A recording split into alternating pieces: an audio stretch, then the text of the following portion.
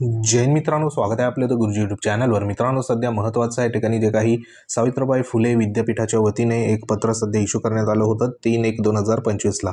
तर हे जे पत्र होतं तर हे बघा अत्यंत महत्त्वाचं आणि अतिशय तातडीचं पत्र होतं। तर ह्याचा जो विषय होता तर तो आपल्याला माहिती आहे की जी काही NEP आहे 2020 संदर्भात म्हणजे राष्ट्रीय शैक्षणिक धोरण, तर ते सध्या बघा चालू जे काही शैक्षणिक वर्ष असेल तर त्या शैक्षणिक वर्षामध्ये राबवण्यासंदर्भात ज्या काही कार्यवाही आहे तर त्या कार्यवाही सध्या बघा होताना आपल्याला दिसून येत आहे। तर त्या अनुषंगाने आपल्याला माहिती आहे की माननीय जे काही नवीन ह्या ठिकाणी आलेले आपले माननीय शिक्षण मंत्री भुसे साहेब, तर त्यांचं देखील जे काही उद्दिष्ट असेल तर ते उद्दिष्ट देखील त्यांनी देखील म्हटलेलं आहे की जी काही NEP 2020 आहे तर त्याची बघा अंमलबजावणी ह्या ठिकाणी आपण चालू ज्या वर्षापासून सध्या बघा अत्यंत तातडीने सध्या सुरुवात करणार आहे। तर त्या अनुषंगाने ज्या काही मीटिंग असतील तर त्या सध्या बघा इथं सुरुवात झाली आहे। त्या अनुषंगाने हे जे पत्र आहे तर हे पत्र बघा माननीय प्राचार्य संचालक मान्यताप्राप्त विद्यालये, त्यानंतर केंद्रीय परिसंस्था सावित्रीबाई फुले पुणे विद्यापीठांतर्गत जे येतात तर त्या संदर्भात इथं पत्र इश्यू करण्यात आले। तर इथं बघा राष्ट्रीय शैक्षणिक धोरण 2020 म्हणजे नॅशनल एज्युकेशन पॉलिसी अंमलबजावणीच्या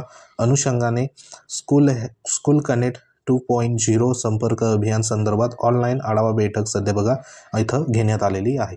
तर त्या अनुषंगाने इथं संपूर्ण जी काही प्रक्रिया आहे तर त्या प्रक्रियेसंदर्भात आढावा बैठक जी आहे तर ती आजच्या दिवसाला सध्या बघा होणार आहे। तर इथे जे सांगण्यात आलं आहे उपरोक्त विषयान्वये अनुसरून आपल्याला कळवण्यात येते की राष्ट्रीय शैक्षणिक धोरण 2020 म्हणजे नॅशनल एज्युकेशन पॉलिसी अंमलबजावणीच्या अनुषंगाने स्कूल कनेक्ट 2.0 संपर्क अभियान संदर्भातील ऑनलाईन आढावा बैठक दिनांक 4 जानेवारी या ठिकाणी बघा 4 वाजता आयोजित करण्यात आलेली आहे। तरी आपण सदर बैठकीस उपस्थित राहावे अशा पद्धतीने इथे सध्या बघा जो काही पत्र असेल आदेश असेल तर तो सध्या इथं देण्यात आला आहे। म्हणजे शैक्षणिक धोरण 2020 ची जी आहे तर ती अंमलबजावणी बघा इथं आता चांगल्या पद्धतीने आणि जी काही अंमलबजावणी असेल त्याच्यामधले जे निकष असेल तर ते मे बी ह्याच्यामध्ये जे काही असेल तर ते सध्या करण्यात येणार आहे। तर त्या अनुषंगाने ही एक महत्त्वाची बैठक होती।